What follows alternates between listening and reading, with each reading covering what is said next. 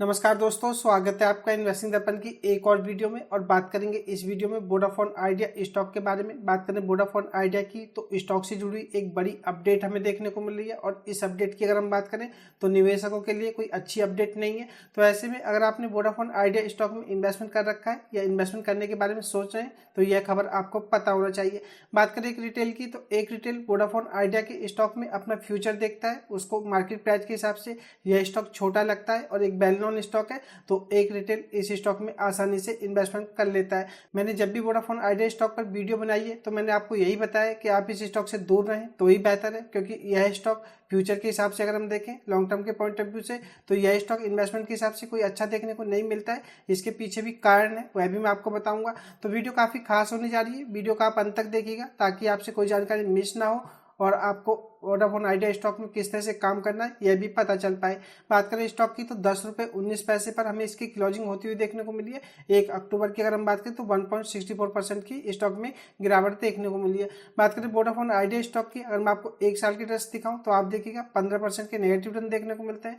5 साल के रिटर्न को आप देखेंगे तो 101% के रिटर्न आपको देखने को मिलेंगे। और एक रिटेल इस स्टॉक में इसी चीज को देख करके फंस जाता है कि उसको 5 साल में यह स्टॉक 101% के रिटर्न देता हुआ नजर आता है। बात करें इसकी मैक्सिमम चार्ट की तो मैं यह भी आपको बताना चाहूंगा। बात करें इस स्टॉक की तो यह स्टॉक कभी 120 रुपए के आसपास हमें देखने को मिलता था। और बात करें स्टॉक के मैक्सिमम रिटर्न की तो आप देखेंगे तो 80% अभी भी यह स्टॉक नीचे देखने को मिल रहा है। तो फ्रेंड्स, आपको इस तरह के चार्ट पैटर्न वाले स्टॉकों से दूर ही रहना चाहिए, क्योंकि इन स्टॉक्स में अगर कोई ग्रोथ ही होती या इनमें फ्यूचर ही होता तो यह स्टॉक आपको ऐसे नहीं ऐसे जाते हुए देखने को मिलते हैं। तो ऐसे में आप समझ सकते हैं, अगर आप किसी भी अच्छे स्टॉक की पहचान करना चाहते हैं तो आप उस स्टॉक का चार्ट पैटर्न जरूर देखें, जिससे कि आपको पता चल सके कि स्टॉक का मोमेंटम आपको ऊपर से नीचे आता हुआ देखने को मिल रहा है या नीचे से ऊपर तक जाता हुआ देखने को मिल रहा है। क्योंकि एक अच्छे स्टॉक की पहचान यही होती है। क्योंकि फ्रेंड्स, बात करें स्टॉक प्राइस की तो स्टॉक प्राइस के पीछे सिर्फ बिजनेस ही काम करता है। अगर कंपनी के बिजनेस में ग्रोथ होती है या कंपनी पर कोई दिक्कत नहीं होती है तो आपको स्टॉक प्राइस ऊपर जाता हुआ देखने को मिलता है। और अगर कंपनी दिक्कत का सामना करती है, कंपनी का बिजनेस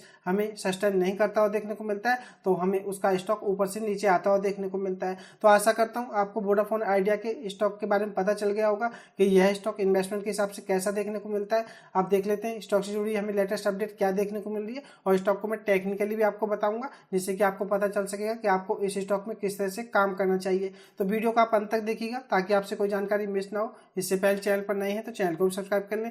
वीडियो अच्छी लगे तो वीडियो को लाइक करना भी ना भूलें। बात करें वोडाफोन आइडिया से जुड़ी अपडेट की तो अपडेट इस आर्टिकल के माध्यम से मैं आपको बताना चाहूंगा। और अभी मैंने BSNL पर कुछ दिन पहले ही एक वीडियो बनाई थी, तब मैंने आपको बताया था। बात करें वोडाफोन आइडिया की तो यह लगभग 8 लाख से ज़्यादा सब्सक्राइबर जुलाई महीने में अपने खो चुके हैं। और बात करें इसमें तो जियो और एयरटेल को भी झटका लगता हुआ देखने को मिला था और BSNL के 29 लाख ग्राहक हमें बढ़ते हुए देखने को मिले थे।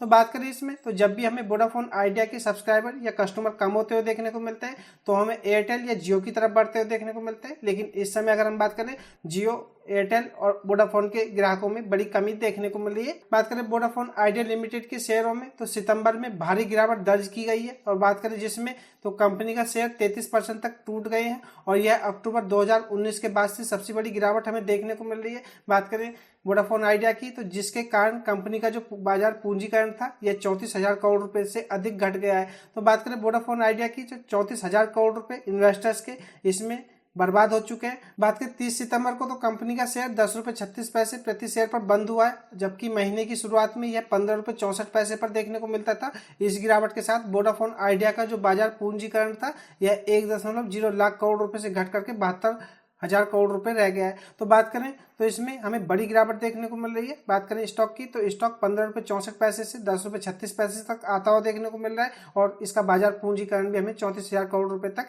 कम होता हुआ देखने को मिल रहा है, जो कि कहा जा सकता है कि इन्वेस्टर्स के 34,000 करोड़ रुपए हमें एक तरह से कम होते हुए देखने को मिल रहे हैं। बात करें वोडाफोन आइडिया के शेयर में तो इसमें जो गिरावट के पीछे हमें एक मुख्य कारण यह देखने को मिला था कि सुप्रीम कोर्ट द्वारा जो AGR यानी कि एडजस्ट ग्रॉस रेवेन्यू था, इसके बकाये के लिए जो रिकैलकुलेशन के लिए दूरसंचार कंपनियों ने याचिका दायर की थी, इसको सुप्रीम कोर्ट ने खारिज कर दिया था। वोडाफोन आइडिया ने इस मामले में 3 प्रमुख राहत मांगी थी: गणना में हुई गलतियों को ठीक करना और पेनल्टी को 50% तक सीमित करना और पेनल्टी पर ब्याज दरों को एसबीआई की जो प्रधान दर यानी कि जो उनके इंटरेस्ट दर है उससे 2 रुपए ऊपर तक इसको सीमित करने के लिए इन्होंने बताया था। तो ऐसे में अगर हम बात करें तो सुप्रीम कोर्ट से वोडाफोन आइडिया को यह झटका लगता हुआ देखने को मिला था, या इनकी याचिका सुप्रीम कोर्ट ने खारिज कर दी थी, जिसके बाद हमें स्टॉक पर बड़ा प्रेशर देखने को मिला और स्टॉक में बड़ी गिरावट भी देखने को मिली। अब बात करें एक्सपर्ट की, तो आईएफएल सिक्योरिटीज की एक रिपोर्ट के अनुसार अगर हम देखें तो कोर्ट से राहत न मिलने के कारण वोडाफोन आइडिया की जो कैश फ्लो है इसकी समस्याएं बढ़ सकती हैं,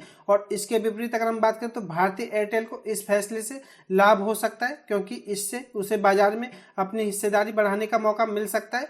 लेकिन वोडाफोन आइडिया की बात करें तो इनके लिए फ्यूचर में कर्ज जुटाने की जो संभावना है यह भी अनिश्चित हो गई है, जो कि कंपनी के कैपिटल एक्सपेंडिचर के लिए बहुत जरूरी है। तो बात करें आईएफएल सिक्योरिटीज की, तो कोर्ट से राहत न मिलने के कारण आइडिया में कैश फ्लो की समस्या बढ़ सकती है, और इसके बदले अगर हम देखें तो भारतीय एयरटेल को इसका फायदा मिल सकता है। और बात करें भविष्य में कर्ज जुटाने की जो संभावना है यह भी एक तरह से वोडाफोन आइडिया की अनिश्चित हो गई है, तो जिससे कि कहा जा सकता है कि आर्थिक संकट आने वाले समय में वोडाफोन आइडिया का और भी बढ़ सकता है। और फ्रेंड्स इसीलिए मैं आपको बताया था कि आपको उन बिजनेसेस को देखना चाहिए जो कंपनियां दिक्कत में ना देखने को मिल रही हो और जो उनका बिजनेस अच्छी तरह से चल रहा हो। और मैं आपको बता चुका हूँ वोडाफोन आइडिया की स्थिति हमें कोई ज़्यादा अच्छी देखने को नहीं मिलती है। इस कंपनी पर हमें बड़ा भारी कर्ज देखने को मिलता है, और बात करें तो कंपनी को कोर्ट से या सरकार की तरफ से भी हमें लगातार झटके लगते हुए देखने को मिलते हैं, जिसका असर हमें स्टॉक पर देखने को मिलता है। बात करें गोल्डमैन सैक्स एक्सपर्ट की, तो इन्होंने क्या कहा है, तो 6 सितंबर को गोल्डमैन सैक्स ने वोडाफोन आइडिया पर एक नकारात्मक दृष्टिकोण को बरकरार रखा था। यानी कि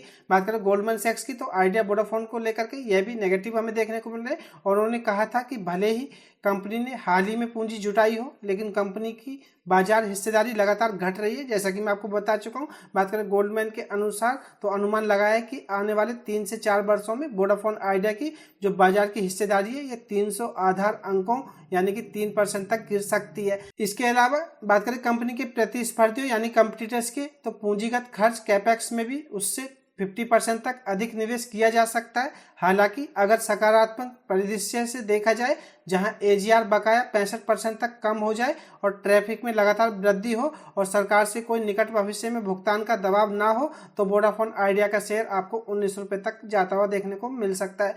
तो बात करें इसमें गोल्डमैन सैक्स की, तो अगर ये पॉजिटिव पहलू को देखते हैं तो इनको ये लगता है अगर इनका जो एजीआर बकाया 65% तक कम हो जाए और सरकार इनको भविष्य में कोई भुगतान का दबाव ना करे, और तो शेयर 19 रुपए तक जाता हुआ देखने को मिल सकता है। लेकिन फ्रेंड्स यह सिर्फ आगे आने वाली चीजें हैं, तो ऐसे में आप इस स्टॉक में कोई पॉजिटिव पहलू को लेकर के ना चलें। एक्सपर्ट की राय को जरूर ध्यान में रखें, क्योंकि आने वाले समय में 3 से 4 वर्षों में वोडाफोन की बाजार हिस्सेदारी आपको 3% तक और गिरती हुई देखने को मिल सकती है। बात करें स्टॉक की टेक्निकली, तो टेक्निकली भी देख लेते हैं कि आपको इस स्टॉक में किस तरह से काम करना चाहिए। हो सकता है आपने इस स्टॉक में होल्डिंग ले रखी हो, या आप इस स्टॉक को फ्रेश इन्वेस्टमेंट के लिए देखना चाहते हो, या आपने इस स्टॉक में अभी गिरावट में खरीदारी की हो। तो ऐसे में फ्रेंड्स आप इस स्टॉक में कुछ लेवल्स को ध्यान में रख करके काम कर सकते हैं।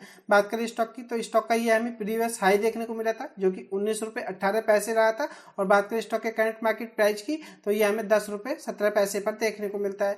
तो ऐसे में अगर हम बात करें स्टॉक की, तो स्टॉक टेक्निकली काफी वीक नजर आ रहा है। यहाँ तक कि अगर हम देखें तो स्टॉक अपने सारे छोटी दूरी और बड़ी दूरी के मूविंग एवरेज से भी हमें इस समय नीचे आता हुआ देखने को मिल रहा है, जिससे कि कहा जा सकता है कि स्टॉक टेक्निकली इस समय हमें काफी वीक नजर आ रहा है। बात करें इस स्टॉक में, अगर आप इसकी MACD लाइन को देखेंगे तो यह अभी भी हमें सिग्नल लाइन से नीचे ही देखने को मिल रही है। RSI को आप देखेंगे तो 24.37 आपको देखने को मिलेगी। स्टॉक ओवरसोल्ड जोन में ट्रेड कर रहा है, तो ऐसे में हो सकता है इस स्टॉक में शॉर्ट टर्म में आपको थोड़ी बहुत रिकवरी देखने को मिले। तो फ्रेंड्स आपको बताना चाहूंगा, अगर आपने इस स्टॉक में अभी थोड़े ही समय पहले इन्वेस्टमेंट किया है और आपको थोड़ा बहुत लॉस आ रहा है, तो हो सकता है इसी स्टॉक ओवरसोल्ड जोन में देखने को मिल रहा है, आपको थोड़ी बहुत रिकवरी देखने को मिले, तो आपके पास यह मौका होगा इस स्टॉक से एग्जिट करने का।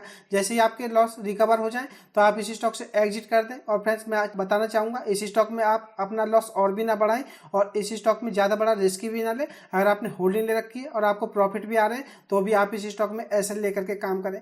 बात करें इस स्टॉक में SL की, तो मैं इसका जो यह हमें प्रीवियस हाई देखने को मिला था, जो कि काफ़ी समय पहले का है। यह 9 रुपये 15 पैसे के आसपास रहा था। तो मैं आपको बताना चाहूँगा, आप इस स्टॉक में 9 रुपये 15 पैसे का एसेट लेकर के काम करें और यह स्टॉक आपको 9 रुपये 15 पैसे से नीचे दिखाई दे तो आप इस स्टॉक से एग्जिट कर दें। और अगर आप इस स्टॉक में थोड़ा वेट करना चाहते हैं, आप चाहते हैं इस स्टॉक में थोड़ी रिकवरी हो, तब आप इस स्टॉक को सेल करें। तो आप फिर भी इस स्टॉक में 9 रुपये 15 पैसे का एसेट लेकर के रखें। अगर आपको स्टॉक रिकवर करता हुआ देखने को मिले तो आप अपने लॉस को कवर होते ही इस स्टॉक से एग्जिट कर दें और इस स्टॉक में कोई भी नया इन्वेस्टमेंट करने से बचे। जैसा कि मैं आपको बता चुका हूँ, कंपनी के बिजनेस को अगर हम देखें तो बिजनेस में हमें कंपनी की काफ़ी सारी दिक्कत देखने को मिलती है और कंपनी की अगर हमें दिक्कत बढ़ती हुई देखने को मिली तो इस स्टॉक में आगे भी आपको गिरावट देखने को मिल सकती है। पर्सनली अगर मैं आपको बताऊं तो यह स्टॉक मुझे इन्वेस्टमेंट के हिसाब से बिल्कुल अच्छा नहीं लगता है। लेकिन फ्रेंड्स, बात करें स्टॉक मार्केट में तो कुछ इन्वेस्टर्स इस स्टॉक को अच्छा समझ करके इन्वेस्टमेंट कर लेते हैं, लेकिन आपको ऐसा नहीं करना चाहिए। अगर आप स्टॉक मार्केट में नए हैं तो आपको अच्छे स्टॉक्स और अच्छे बिजनेसेस को देखना चाहिए,